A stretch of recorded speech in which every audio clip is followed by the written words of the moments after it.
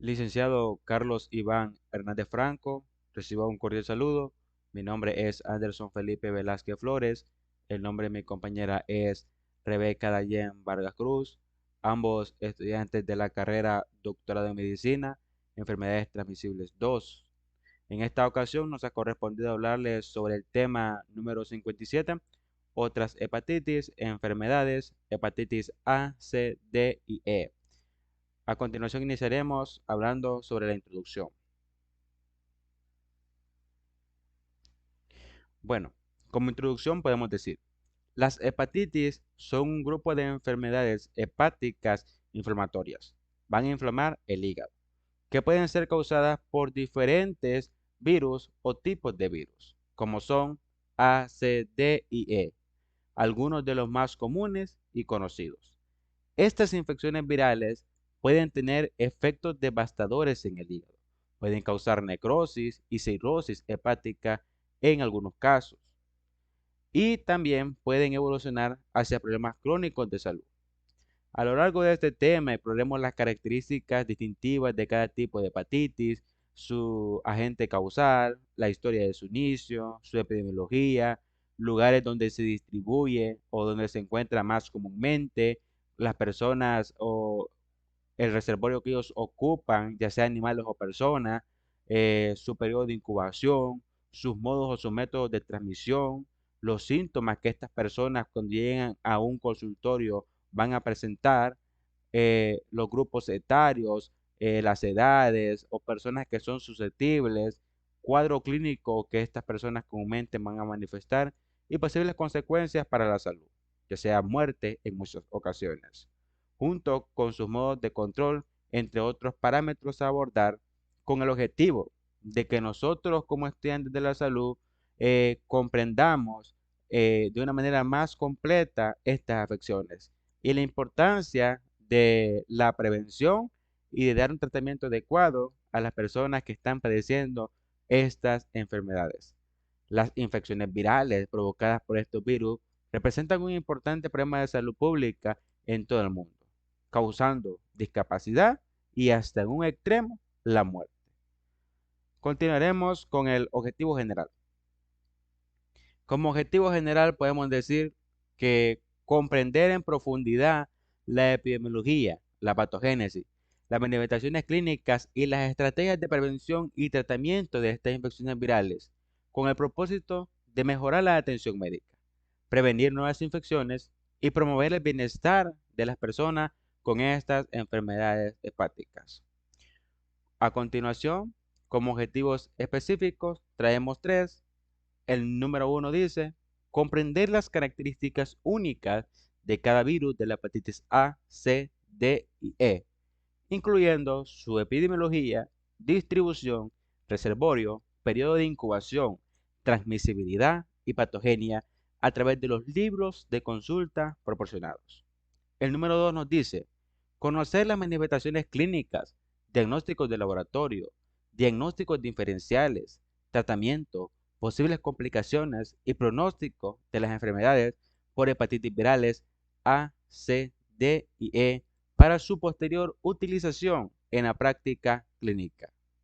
El número 3 nos dice, demostrar las medidas de prevención y control de las enfermedades y grupos etarios que son susceptibles.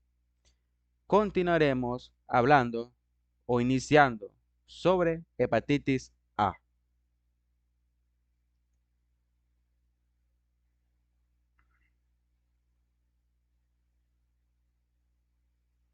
Y hablaremos sobre su agente causal. El virus de la hepatitis A, como su nombre lo dice, es provocado por un virus del género hepatovirus, de la familia Picornaviridae. Ellos tienen una forma esférica con una cápside de simetría icosaédrica y miden de 27 a 32 nanómetros. A nuestra derecha podemos observar una imagen de una microscopía electrónica del virus de la hepatitis A, tomada del sitio El control y la prevención de enfermedades de Atlanta, Estados Unidos. A continuación, hablaremos sobre la historia de la enfermedad. El virus fue descubierto en 1973 por Steve Feinstein. Posteriormente se le dio el nombre de virus de la hepatitis A o, con sus siglas, HIV. Este virus tiene una prevalencia mundial, especialmente en la población infantil. Va a depender mucho de las condiciones sanitarias que estas comunidades presenten. Y ahí se va a manifestar como endemias, brotes epidémicos o casos esporádicos. A continuación, describiremos lo que es la enfermedad provocada por este virus. El comienzo de la enfermedad en adultos en zonas no endémicas por lo general es repentino y va a incluir fiebre, malestar general, anorexia, náusea, molestias abdominales, ictericia. Se produce en la niñez de manera asintomática o leve en casi todos los países en desarrollo. La enfermedad varía desde la forma leve, que dura 1 o 2 semanas, hasta una forma grave e incapacitante de varios meses de duración.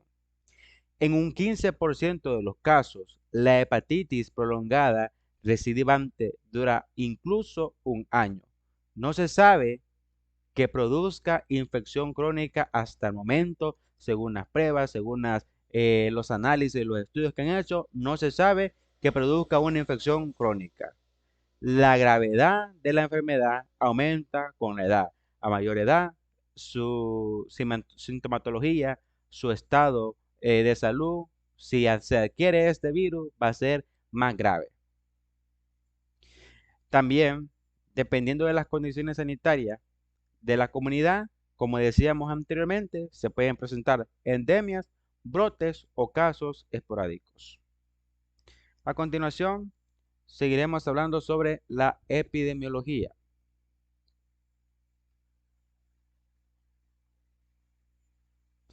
Dice que 1.4 millones de casos de hepatitis aguda se dan por año.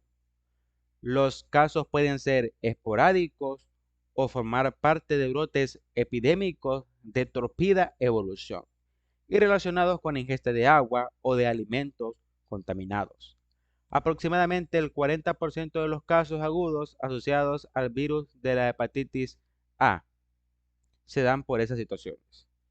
En una comunidad, el virus se disemina con rapidez, debido a que la mayoría de los individuos infectados o que adquieren el virus son infecciosos entre los días 10 y 14, antes de que aparezcan los síntomas.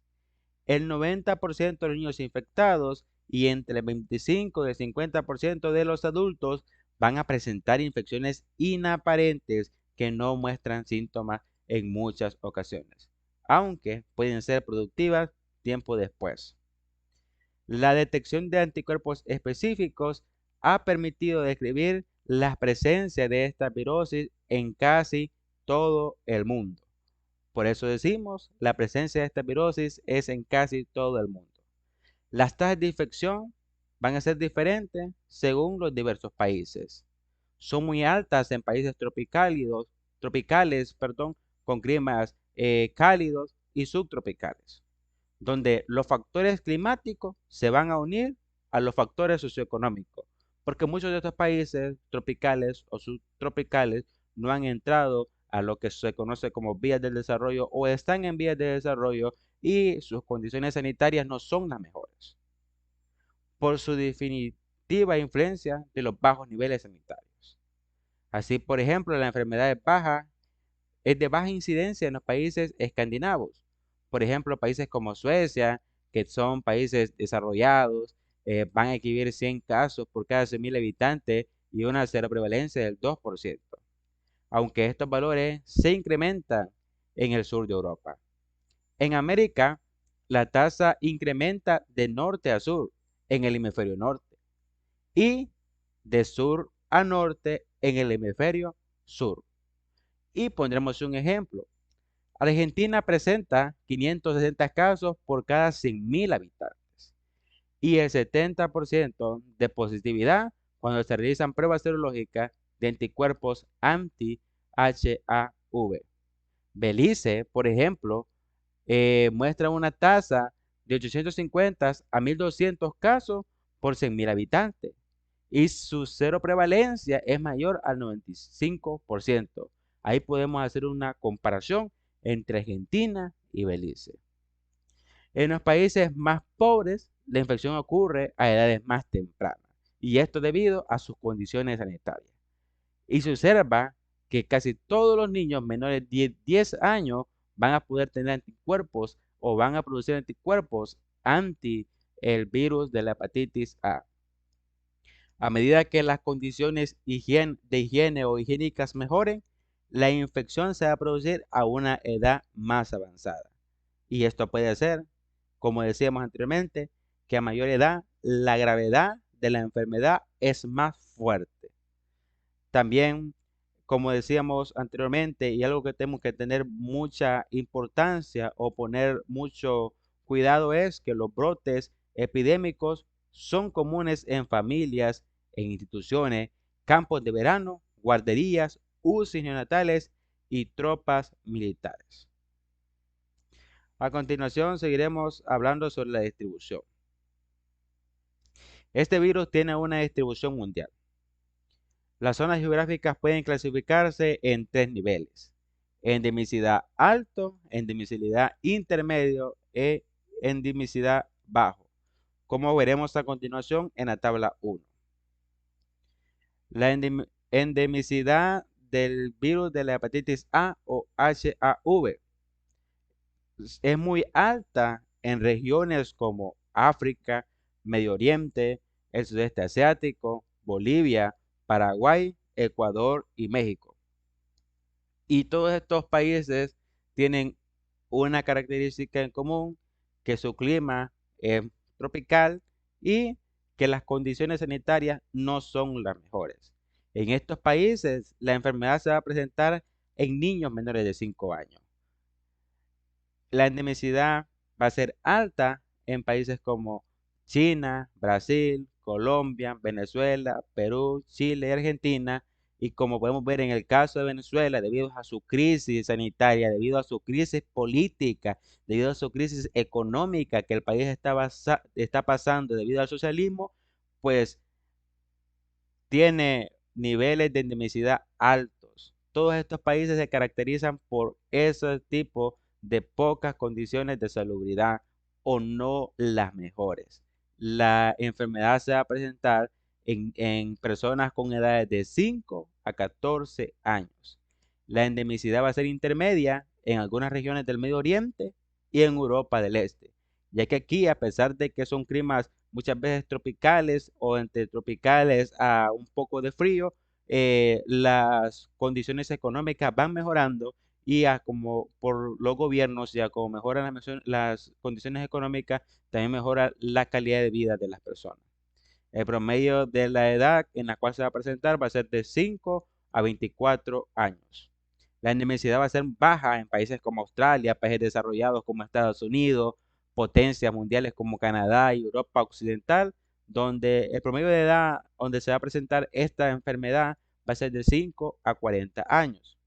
La endemicidad del virus de la hepatitis A o el HIV va a ser muy baja en Europa del Norte y en Japón, debido a que sus condiciones sanitarias van a ser mejores. El promedio de edad en el cual se va a presentar es de los 20 años en adelante.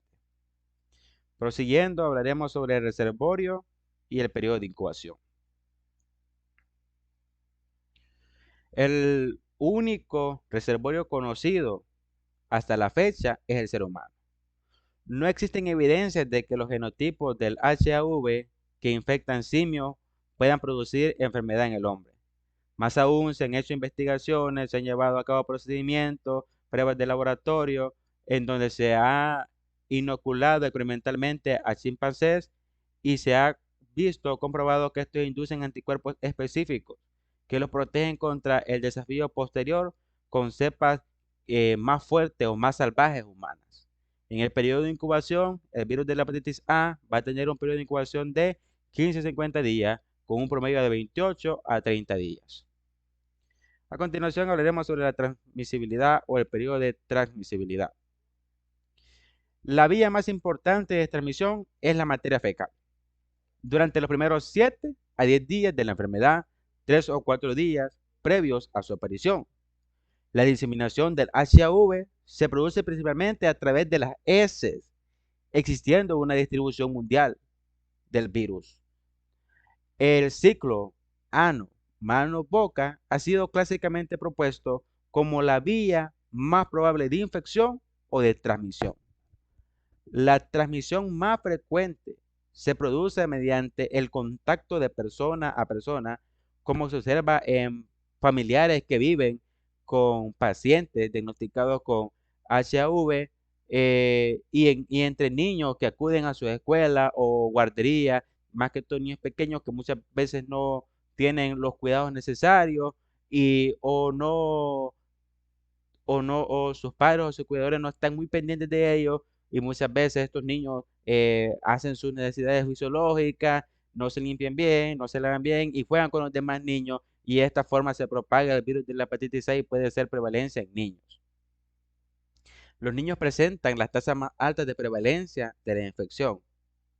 Otras vías de contagio que no están bien documentadas, pero incluyen viajes a áreas endémicas donde la enfermedad está presente, el consumo de agua o alimentos contaminados que van a estar vinculados con la aparición de brotes epidémicos, y solo en raras ocasiones se puede dar por transfusiones de sangre y sus derivados.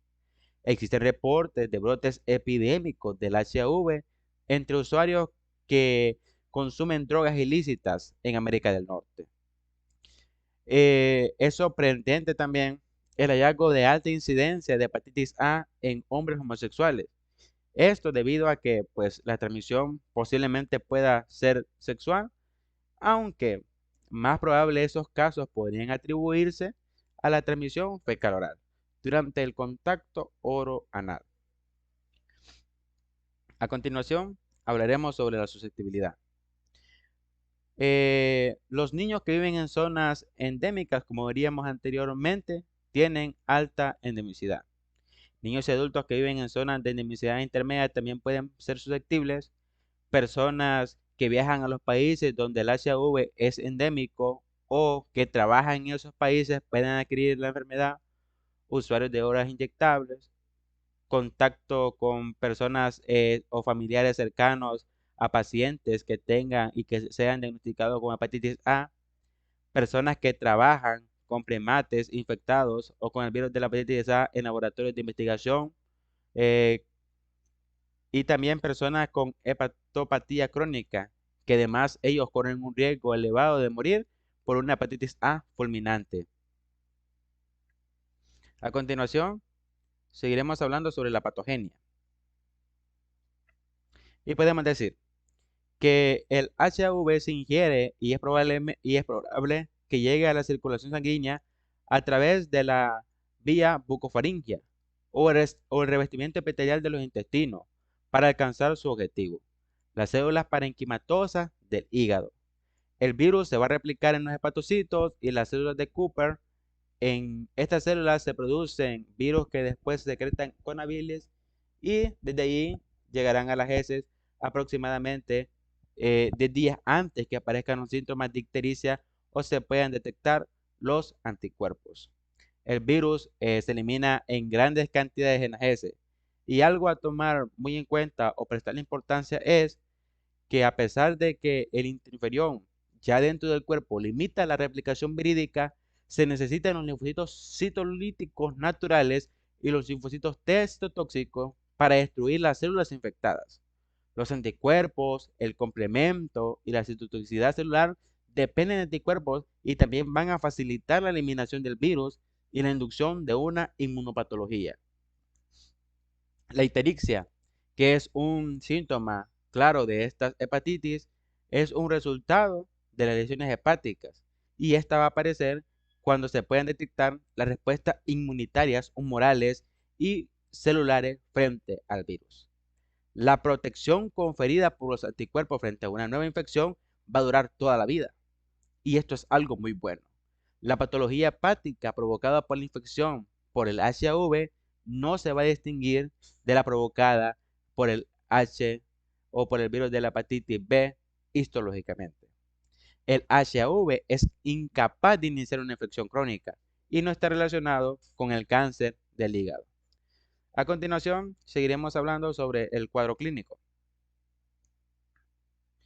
Eh, la infección causada por el HIV en el ser humano puede producir un amplio rango de formas clínicas que varía entre cuadros asintomáticos hasta hepatitis fulminante, severa y fatal.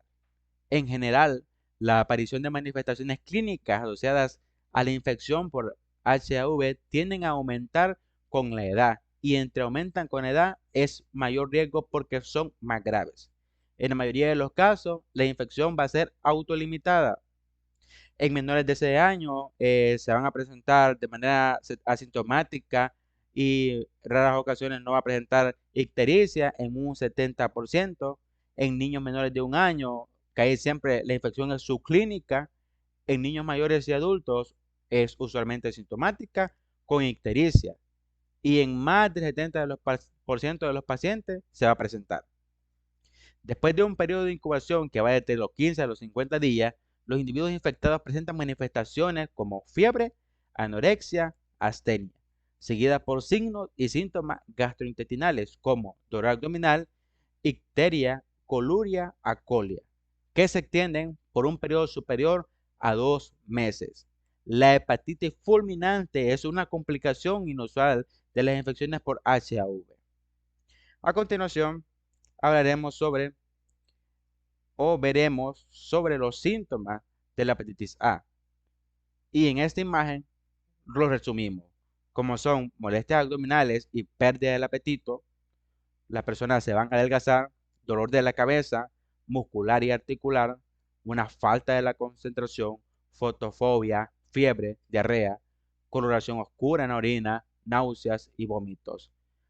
Síntomas que debemos de tener muy en cuenta cuando una persona llega a nuestro consultorio y presente estos síntomas. No confundirlo con algunas otras enfermedades como veremos a continuación. Diagnóstico de laboratorio.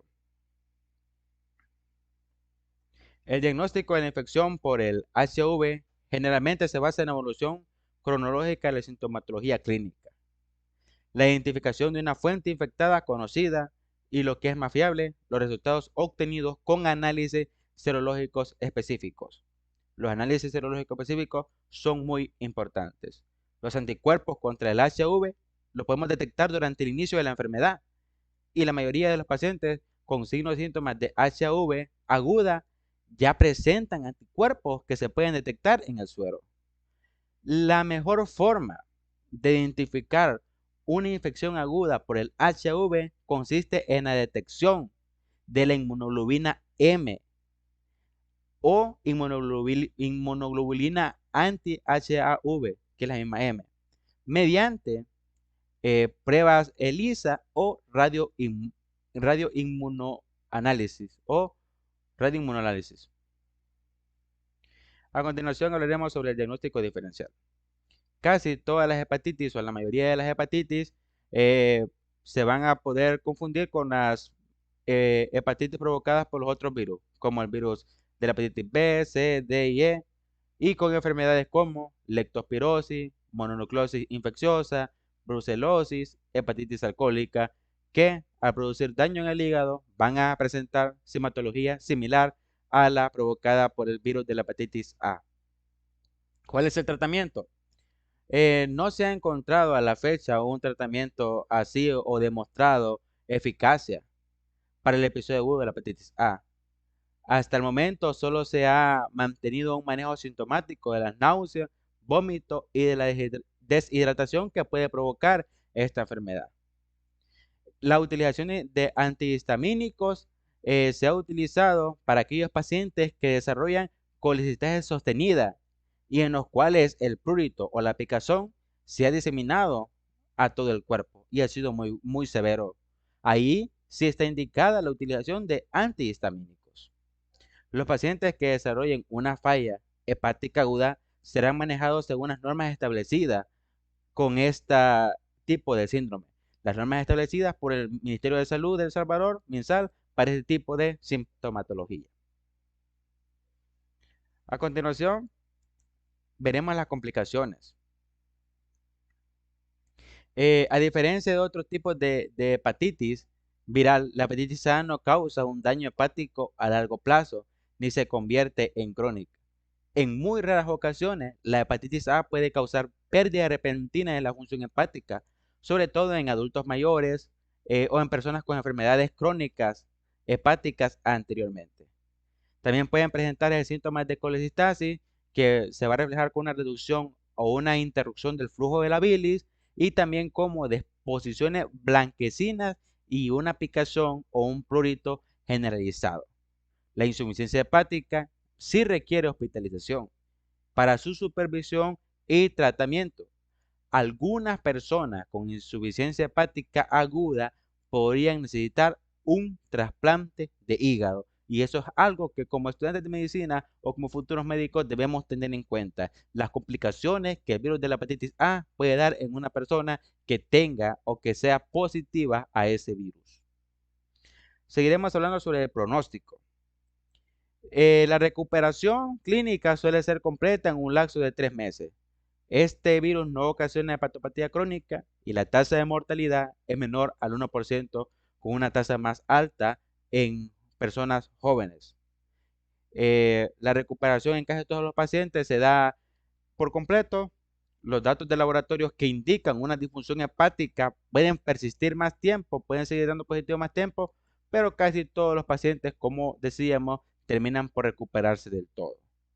Pero pueden persistir incluso durante un año algunas sintomatologías y a veces pueden surgir recaídas clínicas y bioquímicas antes de la recuperación total del virus de la hepatitis A.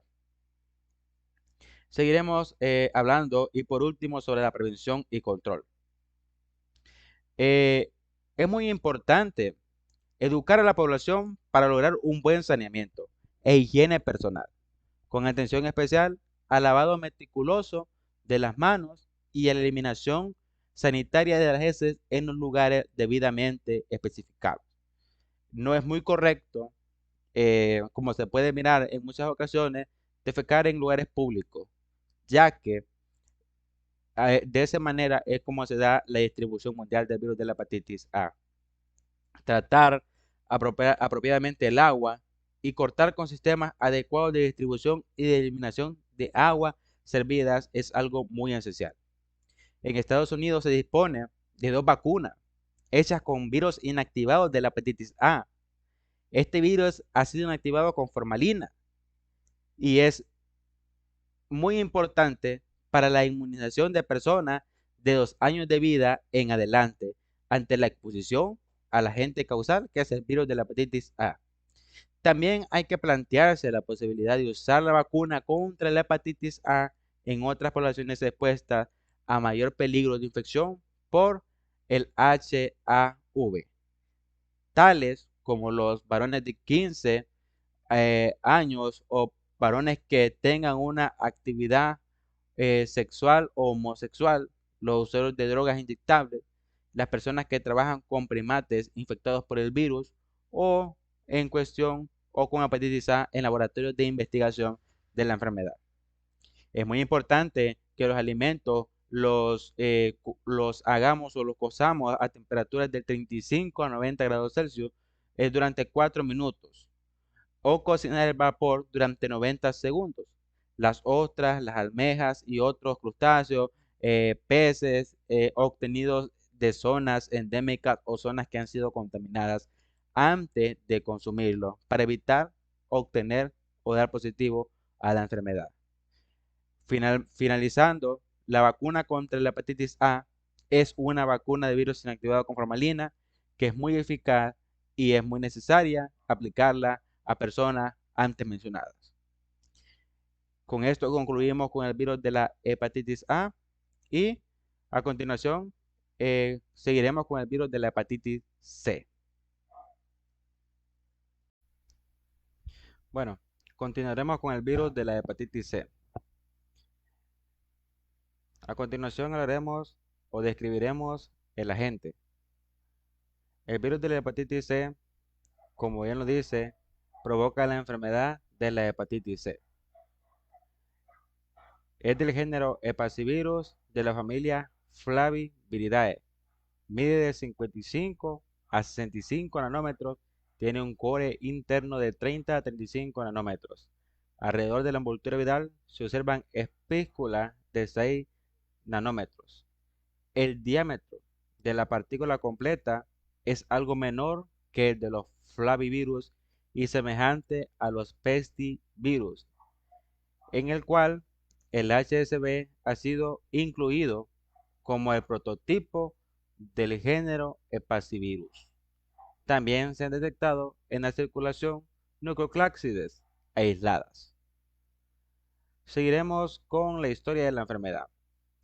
El virus de la hepatitis C se identificó en 1989 por Michael Hall, Quilon Shaw, George, y todos ellos jugaron un papel fundamental. Tras el aislamiento del ARN virídico a partir de un chimpancé infectado por sangre de una persona con hepatitis no A, no B. Estos estudios condujeron al desarrollo de pruebas ELISA, genómica y de otros tipos para la detección del virus, que aún no se puede cultivar en cultivos tisulares. El VHC es la causa principal de las infecciones por virus de la hepatitis no A, no B, o sus siglas HNA-NB, y era la principal causa de hepatitis post-transfusión. Existen más de 170 millones de portadores de VHC en el mundo y más de 4 millones en Estados Unidos. El VHC se transmite de forma similar que el virus de la hepatitis B, pero tiene aún más posibilidades de provocar hepatitis crónicas persistentes. La importancia de la epidemia del VHC se ha hecho más evidente a medida que se han desarrollado pruebas de cribado de laboratorio. A continuación, seguiremos con la descripción de la enfermedad. Eh, bueno, esta enfermedad provocada por el virus de la hepatitis C tiene un comienzo insidioso. Se presenta anorexia, molestias abdominales, náuseas y vómito. El cuadro que evoluciona a ictericia con menor frecuencia que en los casos de hepatitis B. La infección inicial puede ser asintomática, más del 90% de los casos, o con manifestaciones leves, pero es de importancia que un elevado porcentaje de enfermos, entre el 50 y el 80%, terminarán por mostrar infección crónica. De esto último, alrededor de la mitad al final presentarán cirrosis o cáncer del hígado. Seguiremos hablando sobre la epidemiología. Bueno, se estima que 170 millones de personas infectadas por el virus de la hepatitis C están infectadas. Aproximadamente de 3 a 4 millones de personas cada año contraen el virus. Si bien la incidencia ha disminuido durante la década de los 90, gracias a los programas de detección del virus en los bancos de sangre, se estima aún que la acumulación de casos susceptibles continuará en aumento en los próximos 10 a 20 años. A continuación hablaremos sobre la distribución. El virus de la hepatitis C tiene una distribución mundial. La prevalencia del VHC guarda relación directa con la de las personas que habitualmente comparten equipo para inyección de diversas drogas, así como la prevalencia de prácticas parenterales deficientes en instituciones de la atención de la salud, en lugares donde con la misma jeringa inyectan a otra persona, no cambian, no tienen esos controles de salubridad y puede ser un medio por el cual el virus se distribuye. Esto es pues según los cálculos de la OMS al final del decenio. A continuación hablaremos sobre el reservorio y el periodo de incubación. En el reservorio tenemos que son los seres humanos. Se ha tratado de aislar el virus en los chimpancés o se ha transmitido de manera experimental, pero no ha dado resultados concretos. El periodo de incubación va a oscilar desde los 3 a las 20 semanas, pero lo más común es que sea de 6 a 9 semanas. La infección crónica puede persistir o va a persistir durante 20 años antes o incluso antes del comienzo de la cirrosis o del hepatoma. Continuaremos hablando sobre el periodo de transmisibilidad o la transmisibilidad. De una a varias semanas antes de comenzar los primeros síntomas. En casi todas las personas puede persistir por un tiempo indefinido.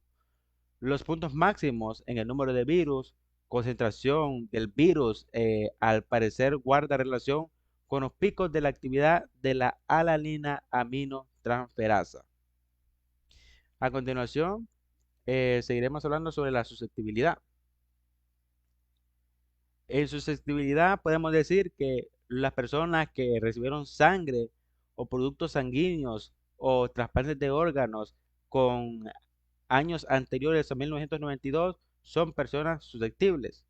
Los pacientes de centros de hemodiálisis donde el HCV se considera una infección nosocomial, una infección de hospitales, también son susceptibles. Pacientes que son hemofílicos, pacientes que son drogadictos y que comparten jeringa, las personas expuestas a material médico o dental contaminado y que no está debidamente esterilizado son susceptibles. Las personas que por su ocupación están expuestas a sangre, como el personal de salud, los trabajadores sanitarios, doctores, médicos, enfermeros, laboratoristas, todas estas personas son susceptibles, así como los recién nacidos de madres que han tenido el virus y pues han salido embarazadas y estos bebés salen susceptibles a traer ya desde el nacimiento de manera congénita el virus de la hepatitis C. Continuaremos hablando sobre su patogenia. La patogenia de la enfermedad del virus de la hepatitis C. Eh, la capacidad del virus de la hepatitis C de permanecer asociado a las células y evitar la muerte celular favorece una infección persistente, pero en fases posteriores de la vida va a acabar provocando una hepatopatía. La inmunopatología celular es la principal responsable de la aparición de lesiones tisulares.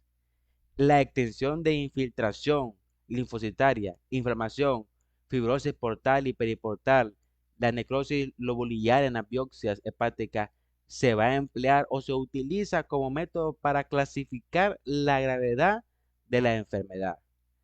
Y también se ha sugerido que la continua reparación del hígado y la inducción de la proliferación celular que se produce durante una infección crónica por el VHC, especialmente en el hígado cirrótico, van a constituir factores predisponentes al desarrollo de otra patología muy grave. Los anticuerpos frente al VHC no confieren protección alguna y la inmunidad frente al virus de la hepatitis C quizás no dure toda la vida. A continuación hablaremos sobre el cuadro clínico. El virus de la hepatitis C se caracteriza por ser hepatotrópico y linfotrópico, por lo que además de ser causa de hepatitis crónica, cirrosis y hepatocarcinoma, también es una causa importante de enfermedades autoinmunes y dermatosis diversas. El virus de la hepatitis C es una causa importante de patologías como patología hepática, la cual puede ser aguda y crónica, cirrosis y carcinoma hepático, patología extrahepática autoinmune, dermatológica, neuropática, renal, neoplasias y otras. Todo este es el cuadro clínico que puede presentar. Aparte, que veremos a continuación los síntomas que antes hemos mencionado, como ictericia. Siempre que haya daño en el hígado se puede presentar ictericia. La persona se va a presentar cansada, con náuseas, va a presentar poco apetito al comer, va a presentar una orina oscura y un dolor abdominal. Estos son los síntomas a los cuales nosotros debemos de prestarle mucha importancia o estar alerta cuando en nuestro consultorio o cuando estemos en la práctica clínica nos visiten personas y presenten esta sintomatología. Entonces debemos de prestarle mucho cuidado y mucha importancia porque estas hepatitis virales son o se pueden volver muy complicadas. A continuación, seguiremos con el diagnóstico de laboratorio. Aquí dice que van a existir dos tipos de ensayo de laboratorio: para el diagnóstico virológico y el monitoreo de la infección por el virus de la hepatitis C. Vamos a tener dos tipos: uno que se va a catalogar como método directo y otro que se cataloga como método indirecto. El método directo son los ensayos serológicos que detectan anticuerpos circulantes, y los métodos indirectos son los ensayos serológicos que detectan o cuantifican o caracterizan componentes de la partícula del virus de la hepatitis C. Y para esto vamos a ver una tabla a continuación. Aquí tenemos el diagnóstico de laboratorio. A nuestra izquierda vamos a tener el método directo. ¿Cuál va a ser la detección? El antígeno core, y va a ser el ARN viral. ¿Y cuál es la técnica que utilizaríamos? Se utilizará la técnica ELISA para tres formas: ensayos cualitativos, que van a dar una amplificación de la secuencia blanco; ensayos cuantitativos, con amplificación de la señal de detección, también con genotipificación, y aquí se puede catalogar en tres: secuencia nucleotídica, hibridación inversa, endonucleasa. Este es el método directo, con lo cual la detección es el ARN viral o el antígeno core, que mencionábamos anteriormente en la descripción del agente etiológico, que ellos tienen un core específico. El método indirecto son la detección de anticuerpos anti virus de la hepatitis C o HCV, y la técnica que se utiliza para esto son pruebas ELISA, pruebas RIVA, pruebas LIA, y también así como tipificación serológica de genotipos. A continuación, vamos a seguir hablando sobre el diagnóstico diferencial.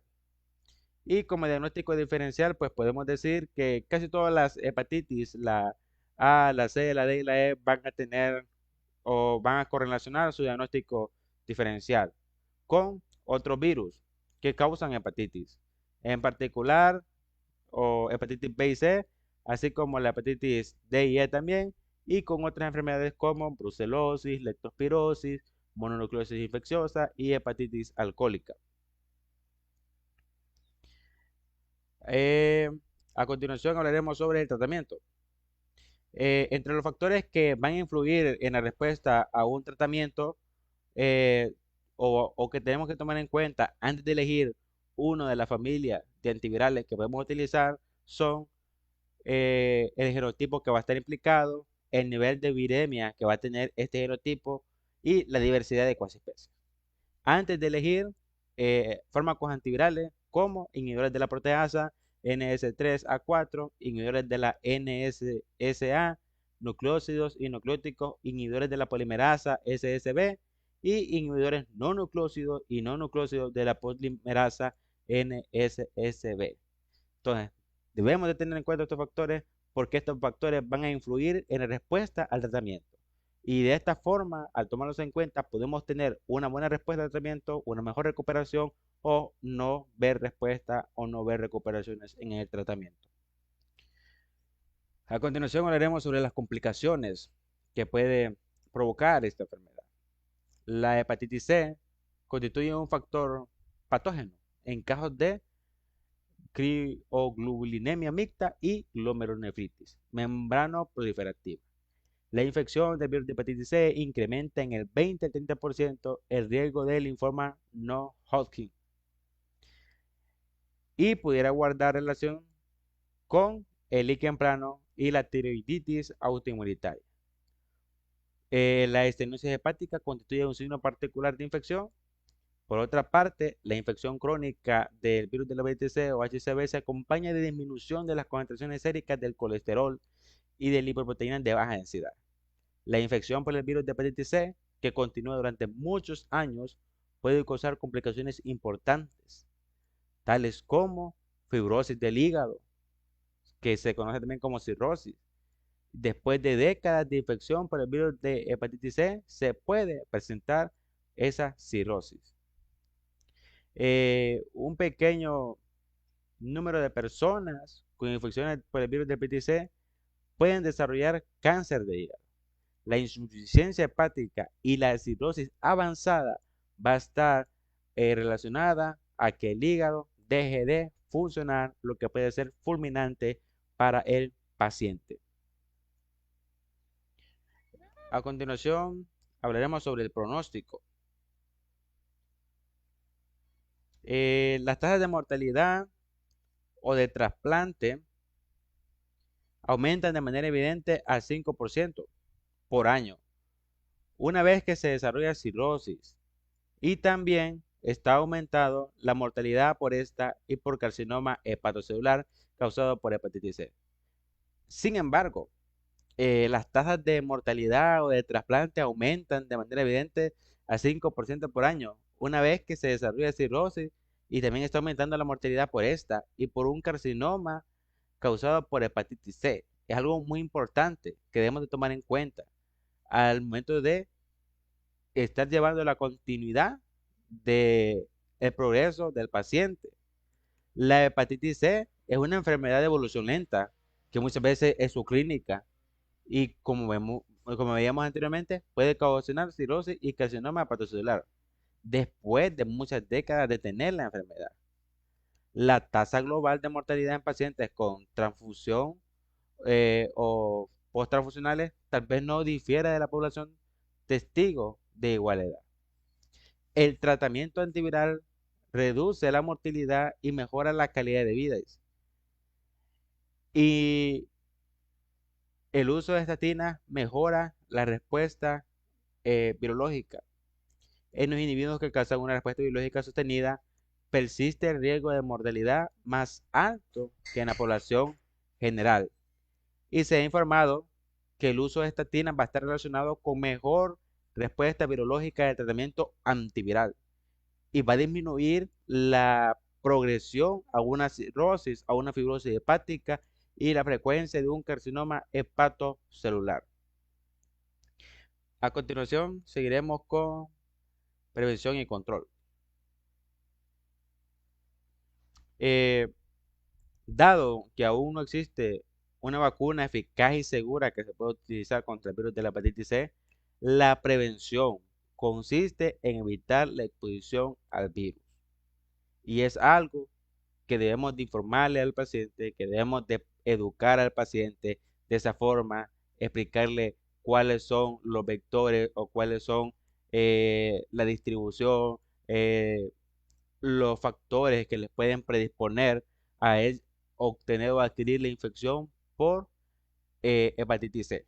Entonces, la prevención siempre va a ser hasta el momento lo más eficaz.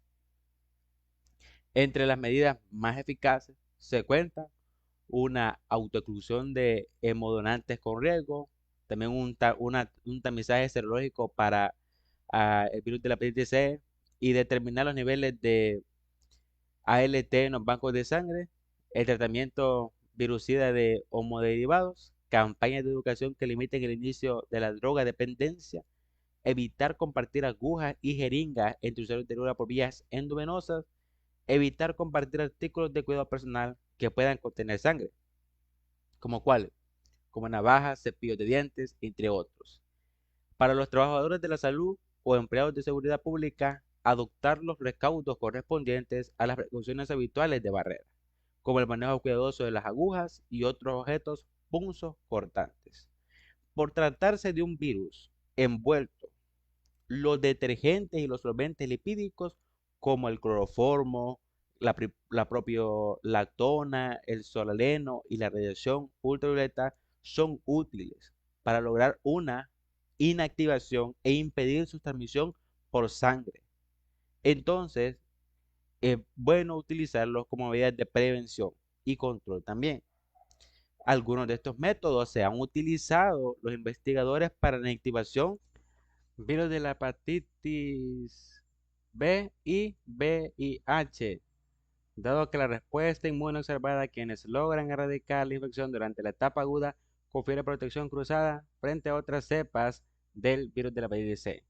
La perspectiva de una vacuna específica profiláctica es posible debido a todos los parámetros que hemos mencionado anteriormente. Hasta aquí mi participación. Queda nuestra compañera con el virus de la hepatitis D y E. Gracias. Bien, vamos a continuar hablando sobre las hepatitis y en este caso sobre la hepatitis D. Y vamos a empezar con la descripción del agente. Pues el virus de la hepatitis D es un agente esférico de 36 a 46 milímetros de diámetro, similar en su aspecto, aunque de menor tamaño a las partículas de Dan del virus de hepatitis B y de un antígeno interno, y el antígeno delta. Con el antígeno delta está encapsulado el genoma de ARN de un solo filamento que puede tener una conformación lineal o circular, como podemos observar acá. Este virus no puede infectar a la célula por sí mismo y necesita coinfección con el virus de la hepatitis B para llevar a cabo su ciclo de réplica completo. A su vez, la síntesis del virus de hepatitis D ocasiona supresión temporal de la síntesis de los componentes del virus de hepatitis B. Historia de la enfermedad. En 1977, el gastroenterólogo italiano Mario Risetto descubrió un nuevo antígeno nuclear observado por inmunofluorescencia en hepatocitos de individuos crónicamente infectados con virus de hepatitis B, que padecían episodios de hepatitis aguda grave. En 1980, ese antígeno denominado delta fue reconocido como componente de un nuevo virus responsable de la exacerbación de la enfermedad hepática de aquellos pacientes, lo que fue demostrado por la transmisión exitosa de hepatitis infecciosa a chimpancés, estos previamente infectados con virus de hepatitis B, seguida de la posterior identificación de partículas virales en el suero de estos primates. En la descripción de la enfermedad, el comienzo suele ser repentino, con signos y síntomas que se asemejan a los de la hepatitis B. La hepatitis puede ser intensa y casi siempre coexiste con una infección en el virus de la hepatitis B. La hepatitis delta puede ceder por sí sola, o sea, ser autorremitente, o evolucionar hasta volverse crónica. Los niños pueden tener una evolución clínica particularmente grave que por lo común culmina en hepatitis activa crónica. Vamos a hablar sobre su epidemiología. Pues vamos a decir que este es a nivel mundial. Entre los más de 350 a 460 millones de portadores crónicos del virus de hepatitis B, existen aproximadamente 18 millones de individuos infectados con la hepatitis D. El principal factor epidemiológico para la propagación del virus de hepatitis D es el estado de portador crónico de la hepatitis B, o sea, la fase de inmunotolerancia de la infección persistente, aunque también se aplica a los grupos de alto riesgo para hepatitis B como los drogadictos endovenosos, los hemodializados y politransfundidos. Con relación a los datos demográficos, la infección por hepatitis D, al igual que la de la hepatitis B, afecta principalmente a pacientes del sexo masculino. En general, el grupo etario con mayor prevalencia se encuentra entre los 30 y 40 años de edad.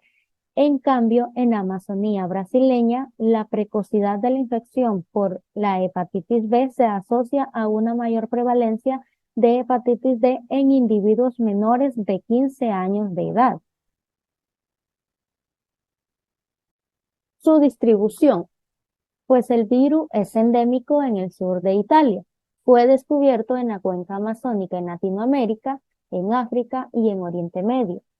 Produce brotes epidémicos en drogadictos en América del Norte y Europa Occidental, pero su prevalencia varía ampliamente.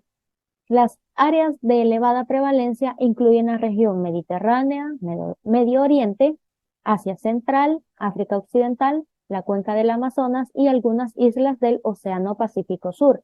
A pesar de la alta tasa de portadores crónicos de hepatitis B en el continente asiático, el virus de hepatitis D es poco común allí, aunque está presente en Taiwán, China e India, y en grupos de riesgos para virus de hepatitis B.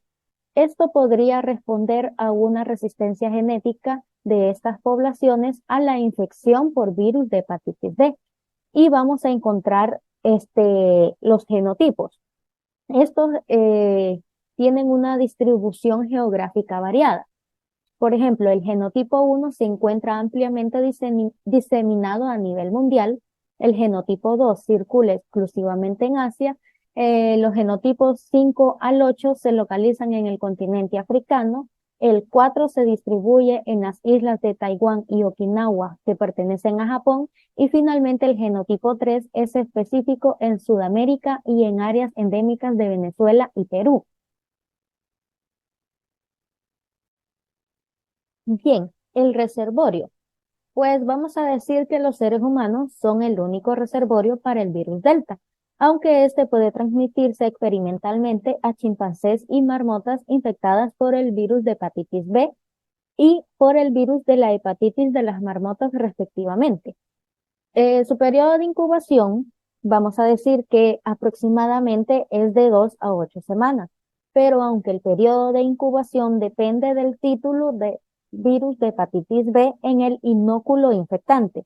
Entonces, este varía entre 3 a 7 semanas en la hepatitis B aguda. Inmediatamente después se da un inicio a una fase preictérica con manifestaciones inespecíficas que pueden ser letargia, fatiga, anorexia y náuseas, que se puede extender de 3 a 7 días.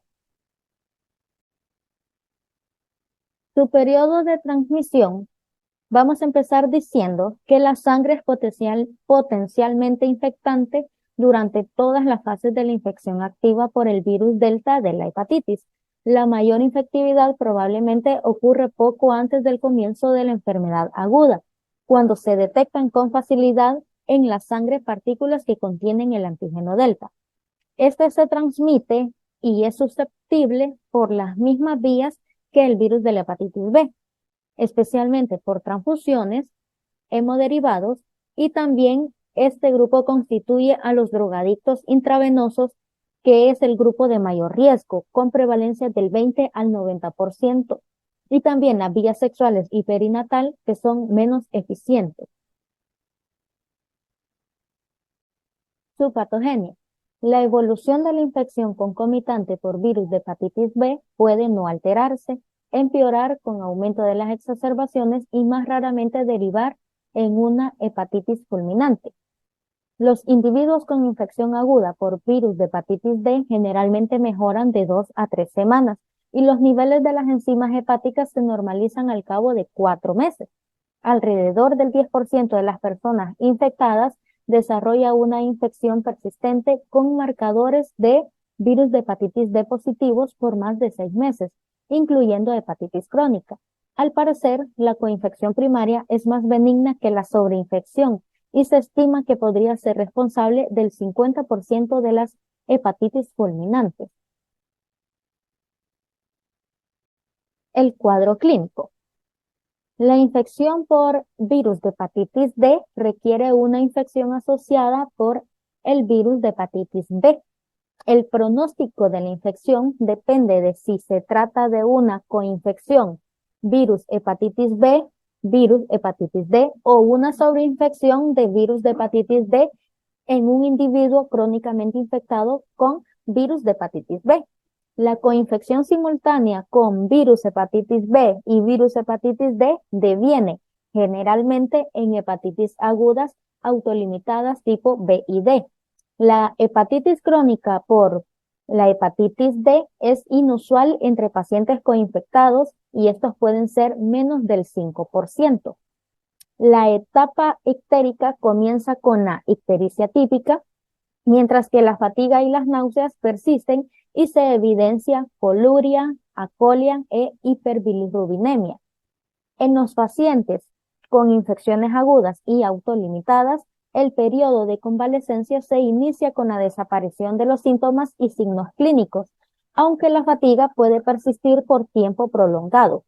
En contraposición con la situación anteriormente descrita, la sobreinfección con virus de hepatitis D en un individuo con hepatitis B crónica se asocia generalmente a infecciones agudas graves con periodos cortos de incubación que progresan a hepatitis D crónica en más del 80% de los infectados.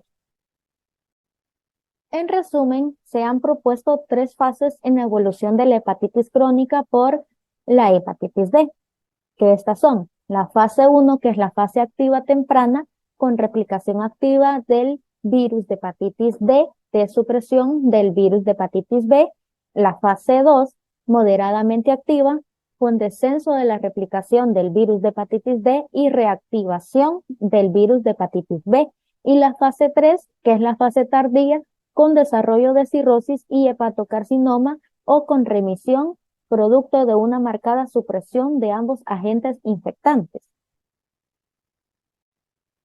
Diagnóstico de laboratorio.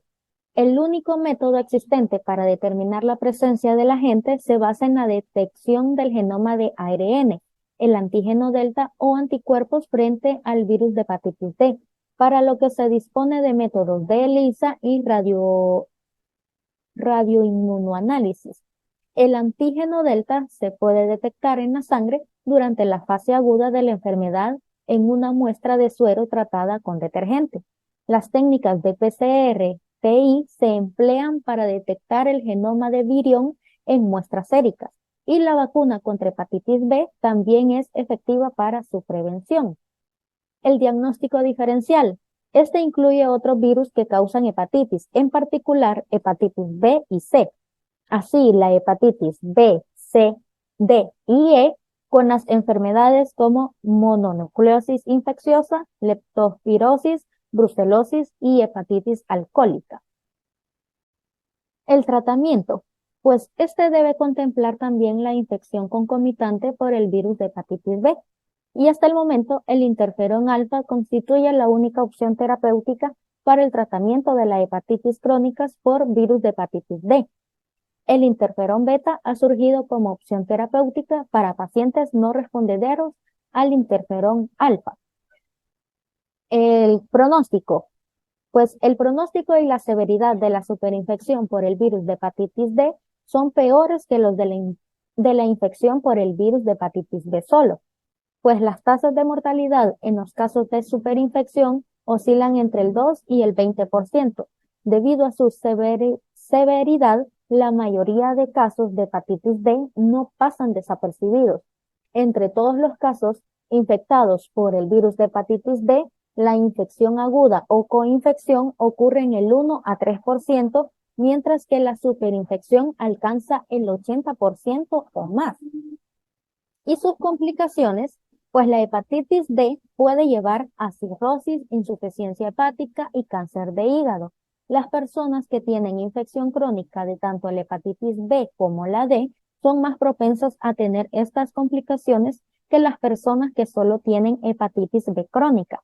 El diagnóstico y tratamiento temprano de la hepatitis B y D puede reducir su probabilidad de problemas graves de salud. Prevención y control. La prevención de la infección por el virus de la hepatitis B con la vacuna contra la hepatitis B previene la infección por el virus de hepatitis D. En los pacientes con hepatitis B crónica, la única medida eficaz es evitar la exposición a cualquier fuente posible del virus de hepatitis D.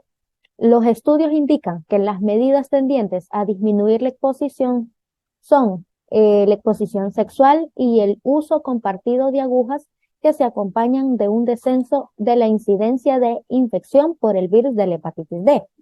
También podemos decir que pueden tomar precauciones universales para evitar la exposición a sangre y líquidos corporales, también la desinfección concurrente del equipo contaminado con sangre o líquidos corporales infectantes, la inmunización de los contactos susceptibles a la infección por el virus de hepatitis B en el caso de las personas expuestas simultáneamente a los virus de la hepatitis B y de la hepatitis D, mediante la aplicación de la vacuna contra la hepatitis B y de inmunoglobulina para la hepatitis B lo antes posible tras la exposición. Y hasta el momento no hay ningún producto para prevenir la sobreinfección con el virus de hepatitis D en las personas con infección crónica por el virus de hepatitis B establecida. Bien, vamos a seguir hablando sobre las hepatitis y en este caso sobre la hepatitis E.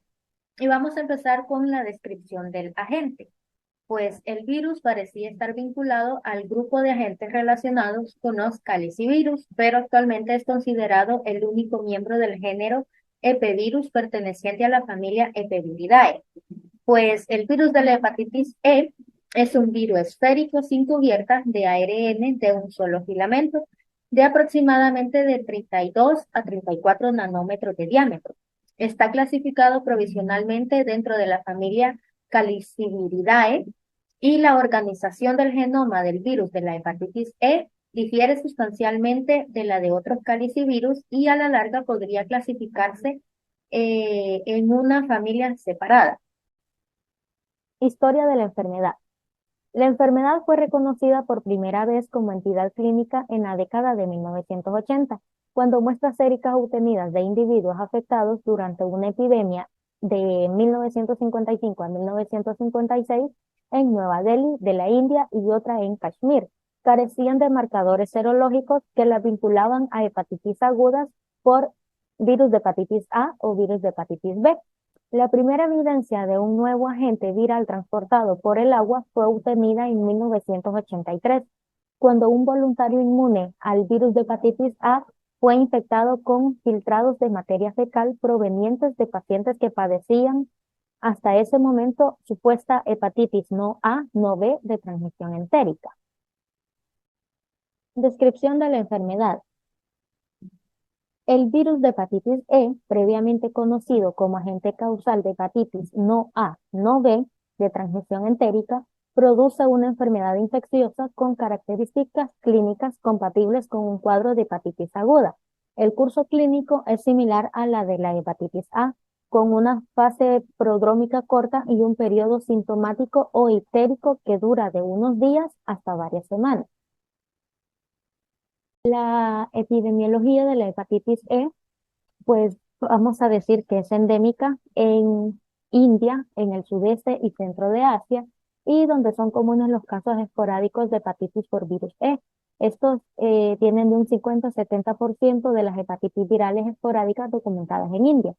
En esta región, las epidemias también son frecuentes y varían entre brotes de corta duración o epidemias prolongadas que pueden perdurar por más de un año. Un gran número de epidemias ha sido reportado en el Medio Oriente, en la región noroccidental de África y México. Se caracterizaron por presentar una tasa de ataque global entre el 1 y el 15%, siendo más altos en adultos del sexo masculino de un 3 a 30% y en niños de un 0,2 a 10%.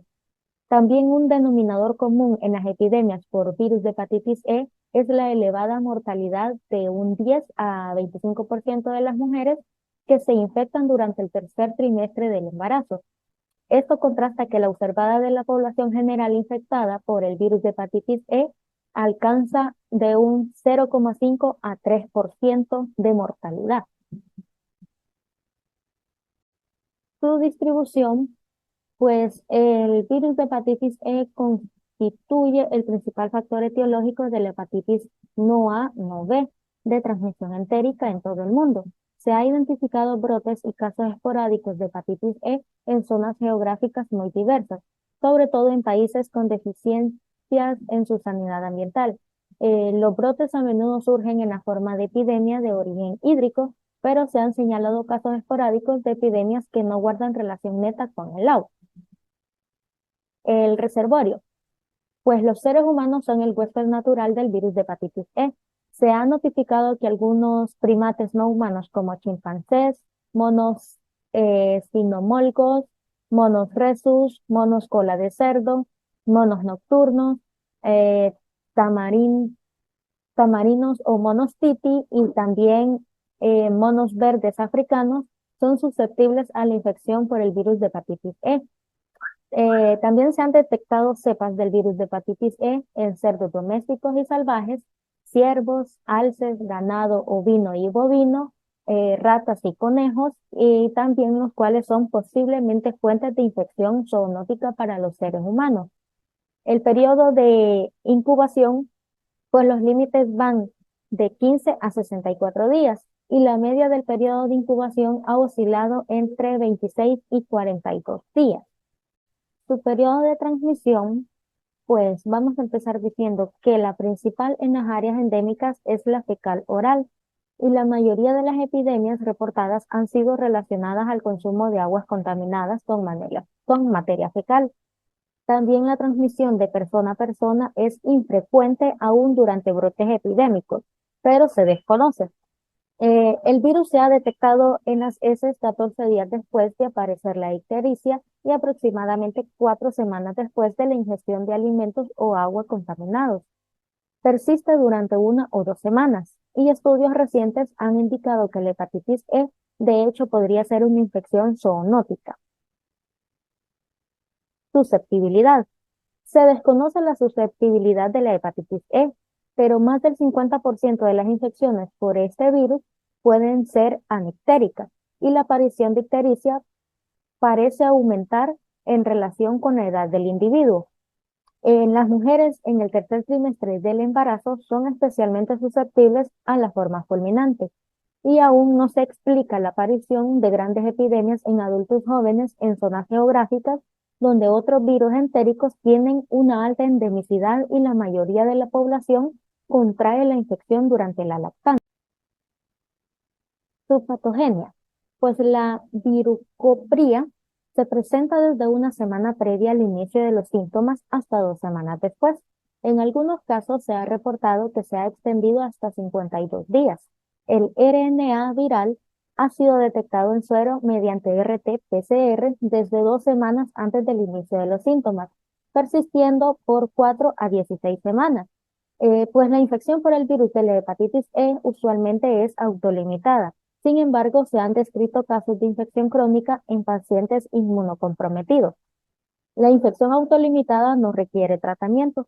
Por el contrario, la infección crónica debe tratarse debido al riesgo de progresión a cirrosis o alguna de las manifestaciones extrahepáticas reportadas. Bien, el cuadro clínico de la hepatitis E. Las manifestaciones extrahepáticas notificadas son artritis, pancreatitis, trombocitopenia y diversas complicaciones neurológicas, lo que incluye el síndrome de Guillain-Barré y neuropatía periférica. Ocurren manifestaciones típicas de la hepatitis viral como anorexia, malestar, náuseas, vómitos, fiebre, seguidos de ictericia. Y la hepatitis E puede ser grave, especialmente en las mujeres embarazadas, como ya lo habíamos mencionado antes, y en ellas corre el riesgo de hepatitis fulminante y de muerte se incrementa. En la hepatitis E no se puede distinguir clínicamente de otros tipos de hepatitis víricas agudas. El diagnóstico de laboratorio, pues los procedimientos de laboratorio utilizados en el diagnóstico para la infección por virus de hepatitis E incluyen las técnicas de biología molecular e inmunoelectromicroscopía para la detección de virus en suero y heces, y también estudios serológicos como lo son ELISA y Western blot, efectuados para identificar anticuerpos antivirus hepatitis E de clase IgM o IgG. El diagnóstico diferencial. Se ha reconocido que el diagnóstico de la hepatitis por el virus de hepatitis E puede ser difícil, por lo que se aconseja realizar un extenso diagnóstico diferencial con otras hepatitis que podrían asemejar un cuadro de hepatitis por virus de hepatitis E. Entre estos diagnósticos diferenciales podemos mencionar la enfermedad intestinal inflamatoria, colitis ulcerativa y hepatitis autoinmune. No existe ningún tratamiento específico que altere la evolución de la hepatitis E aguda. Como la enfermedad suele remitir espontáneamente, no suele ser necesario hospitalizar al paciente. Lo más importante es evitar medicamentos innecesarios y no se deben administrar antieméticos ni paracetamol. Sin embargo, se debe hospitalizar a los pacientes con hepatitis fulminante y en ciertos casos a las embarazadas sintomáticas. El antivírico ribavirina puede ser de utilidad para tratar a pacientes inmunodeprimidos con hepatitis E crónica. En determinadas situaciones también se ha utilizado el interferón con resultados satisfactorios. Y el tratamiento para la hepatitis E aguda incluye descansar, beber muchos líquidos y comer alimentos saludables para ayudar a aliviar los síntomas. Bien, el pronóstico. Pues en caso de la hepatitis E, al igual que la hepatitis A, es raro que se produzca una hepatitis grave en un 1%. excepto en embarazadas en que el riesgo de hepatitis grave y fallo hepático puede llegar a ser el 20% de los casos. En general, suele ser una hepatitis aguda autolimitada en adultos y en ausencia de inmunosupresión no evoluciona crónica, pero sí afecta a una persona con hepatopatía crónica o con alguna enfermedad de base que condicione un déficit de defensas, tiene un peor pronóstico. En caso de hepatopatía crónica o cirrosis, puede conducir a un fallo hepático, pero no tener reserva funcional del hígado. Y para finalizar, la prevención y control. Pues la prevención es la medida más eficaz contra la enfermedad. A nivel poblacional, la transmisión del virus de hepatitis E y la hepatitis E se pueden reducir, manteniendo la calidad de los sistemas públicos de suministro de agua y estableciendo sistemas adecuados de eliminación de las heces humanas. Y también a nivel individual, el riesgo de infección se puede reducir manteniendo una buena higiene y no consumiendo agua ni hielo si no se está seguro de que no están contaminados. En cuanto al control, la mejor forma de controlar la hepatitis E es mejorando las condiciones generales de sanidad. En los países desarrollados, este tipo de hepatitis ha desaparecido por las mejores condiciones sanitarias. Se ha informado que la globulina humana hiperinmune puede prevenir los casos severos de esta enfermedad. Y hasta el momento no se dispone de vacuna contra el virus E, pero se cree que con la clonación de DNA ya obtenida, la fabricación de una vacuna recombinante está próxima a llegar.